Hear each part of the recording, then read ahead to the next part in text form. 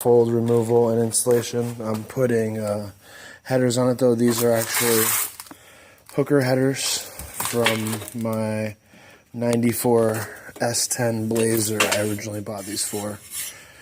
But they're still in good shape, so we're going to put those in place. So in here, this is the side view from by the tire. And I pulled all the bolts. It's pretty loose. As you can see, it's got a lot of movement.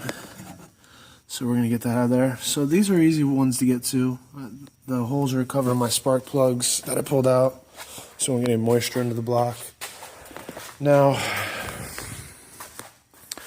the thing about this one is there's a few that are kind of difficult to get to. One being right there, you see it? It's actually right there. It's one little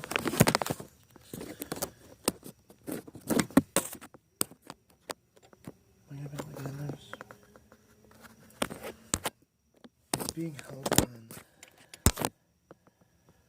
by this one bolt that's like right back there. It's very difficult to get to. And this one's a little tighter in here. Not as easy to get out. But again, we got our, there you go. There's the Hooker Super Competition logo. We got our full length header going to Flowmasters is what we got attached to it. So a little bit of fabrication to go. Almost there.